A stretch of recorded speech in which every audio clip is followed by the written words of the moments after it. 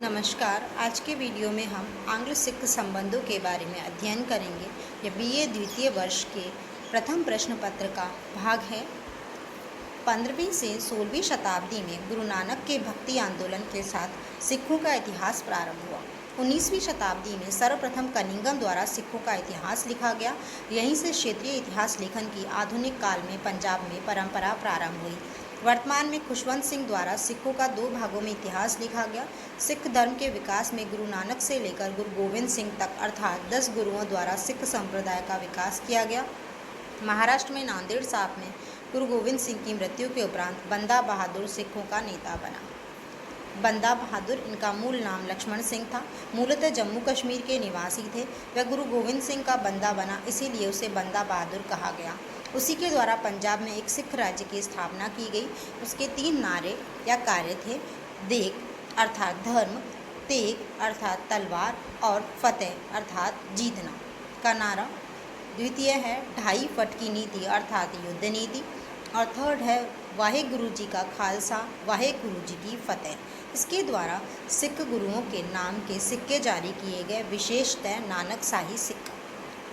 कपूर सिंह दल खालसा की स्थापना इन्होंने की। सिखों का एक शस्त्र संगठन बनाया। खालसा की स्थापना गुरु गोविंद सिंह ने की थी। पंजाब के मुगल सूबेदार द्वारा कपूर सिंह को नवाब की उपाधि सिंह एलूवालिया, उसे कौम का सुल्तान या सुल्तान कौम कहा गया। यहाँ कौम से अभिप्राय जाति से है। 18वीं शताब्दी के मध्य में सशस्त्र जत्थों के रूप में 12 मिसलों का विकास हुआ। कनिंघम के अनुसार मिसल अर्थात एक समान संगठन। इन 12 मिसलों के अपने झंडे एवं प्रतीक चिन्ह होते थे। बाद में इनसे संबंधित रिकॉर्ड स्वर्ण मंदिर के अकाल तख्त में रखे जाने लगे। 18वीं शताब्दी के मध्य में ही इन सिख मिसलों के द्वारा राखी प्रथा का विकास किया गया। यह एक प्रकार की सुरक्षा के बदले की जाने वाली राजस्व व्यवस्था थी। यह उपज का लगभग 1/5वां भाग कर के रूप में लिया जाता था। पंजाब में कुल 12 मिसलें हुई, जिनके अलग अलग नेता होते थे। इनमें सर्वाधिक महत्वपूर्ण सुकरचकिया मिसल थी, जिसके संस्थापक चरत सिंह थे। रणजीत सिंह इसी मिसल से संबंधित थे। रणजीत सिंह ये सुकरचकिया मिसल के नेता महासिंह के पुत्र थे। इस मिसल का अधिकार क्षेत्र रावी व चिनाब के मध्य था। 18वीं शताब्दी के अंतिम दशक में पंजाब क्षेत्र में अफगानों के आक्रमण हो रहे थे। अफगानिस्तान के नेता अहमद शाह अब्दाली के उत्तराधिकारी जमान शाह द्वारा पंजाब पर आक्रमण किया गया। इसी समय रणजीत सिंह द्वारा जमान शाह की सेवा किए जाने के कारण उसे लाहौर का सूबेदार बनाया गया। वह राजा की उपाधि प्रदान की गई। रणजीत सिंह ने लाहौर को अपना राजनीतिक केंद्र या राजधानी बनाया। द्वितीय आंग्ल मराठा युद्ध के दौरान मराठा सरदार होलकर ने रणजीत सिंह से सहायता मांगी, किंतु रणजीत सिंह ने विनम्रतापूर्वक सहायता देने से इनकार कर दिया, क्योंकि वह अंग्रेजों से संबंध खराब नहीं करना चाहता था। टिलसिट की संधि 1807 में यूरोप में नेपोलियन तथा रूस के जार अलेक्जेंडर के बीच हुई संधि टिलसिट की संधि कहलाई। अमृतसर की संधि 1809 अंग्रेज अपने भारतीय साम्राज्य की सुरक्षा को लेकर अत्यंत चिंतित थे। इसीलिए 1809 में अंग्रेजों व रणजीत सिंह के बीच अमृतसर की संधि हुई, जिसके अंतर्गत सतलज नदी को रणजीत सिंह के साम्राज्य तथा कंपनी के साम्राज्य के बीच सीमा रेखा मान लिया गया। अंग्रेजों ने रणजीत सिंह को सतलज पार सीमा विस्तार करने की छूट दी, सिंध क्षेत्र को छोड़कर, क्योंकि सिंध अंग्रेजों का मित्र राज्य था। 1809 से 34 के बीच रणजीत सिंह द्वारा पश्चिमोत्तर भारत में व्यापक साम्राज्य विस्तार किया गया। 1834 ईस्वी में अफगानों से पेशावर जीत लिया गया। अफगान प्रकरण के दौरान ही रणजीत सिंह को अफगान नेता शाह शुजा से कोहिनूर हीरा प्राप्त हुआ। 1838 ईस्वी में शाह शुजा, अंग्रेज एवं रणजीत सिंह के बीच एक त्रिपक्षीय समझौता हुआ, जिसका उद्देश्य था काबुल में शाह शुजा को गद्दी पर बैठाना, ताकि रणजीत सिंह एवं अंग्रेजों का कोई समर्थक काबुल में रहे। 1839 ईस्वी में रणजीत सिंह की मृत्यु हो गई। अंग्रेजों की सेनाओं ने सिख सेना की सहायता से काबुल में प्रथम अफगान युद्ध करते हुए शाह शुजा को गद्दी पर बैठाया तथा लोकप्रिय शासक दोस्त मोहम्मद को गद्दी से हटा दिया गया। इस कारण काबुल में विद्रोह हो गया। प्रथम अफगान युद्ध काबुल में 1840 से 42 ईस्वी, जिसमें अंग्रेज असफल हुए। इसी समय 1849 ईस्वी में पंजाब का अधिग्रहण लॉर्ड डलहौजी द्वारा किया गया। प्रथम आंग्ल सिख युद्ध 1845 से 1846 ईस्वी। इसके कारण इस प्रकार हैं। सिख दरबार में दरबारी गुटबाजी होना, विविध पदों की नियुक्ति के लिए पक्षपात किया जाना, जिंदन या जिंदन कौर तथा लाल सिंह द्वारा इस गुटबाजी को प्रोत्साहन दिया जाना, दरबारी गुटबाजी तथा षड्यंत्रों से सेना तथा जनता का ध्यान हटाने के लिए सिख सेना को सतलज पार करने का आदेश दिया गया, अर्थात 1809 ईस्वी की अमृतसर की संधि का उल्लंघन हो गया। यहीं से युद्ध प्रारंभ हो गया। प्रारंभ में सिख सेनाएं मजबूत थीं, किंतु अंततः सिखों की पराजय हुई। इसके उपरांत दो संधियां की गई, लाहौर की संधि मार्च 1846 ईस्वी और भैरोवाल की संधि, जो कि एक पूरक संधि थी। इन संधियों के अंतर्गत पंजाब में ब्रिटिश रेजिडेंट को नियुक्त कर दिया गया तथा सिखों पर 1.5 करोड़ रुपए युद्ध क्षतिपूर्ति करने का वादे किया गया। इस युद्ध का महत्व यह रहा कि इसके उपरांत अंग्रेजों ने सिखों की सैनिक स्थिति को कमज़ोर किया, अर्थात अब अंग्रेजों को पंजाब जीतना सुगम हो गया।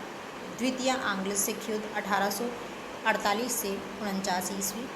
प्रथम युद्ध के उपरांत सिख दरबार में अंग्रेजों का हस्तक्षेप हो गया, जो कि सिखों को बिल्कुल रास नहीं आता था। इसी कारण सिख मुक्त होना चाहते थे। इसी क्रम में मुल्तान के गवर्नर मूलराज द्वारा विद्रोह कर दिया गया। यही युद्ध का तात्कालिक कारण सिद्ध हुआ। इस समय गवर्नर जनरल लॉर्ड डलहौजी, उसने ह्यूगफ को सेनापति बनाकर पंजाब भेजा, जिसकी युद्धों में अनिर्णायक स्थिति रही। इसी कारण चार्ल्स नेपियर को सेनापति बनाकर भेजा गया। फरवरी 1849 ईस्वी में गुजरात का युद्ध हुआ, जिसे तोपों के युद्ध के नाम से भी जाना जाता है। गुजरात पंजाब का एक गांव था।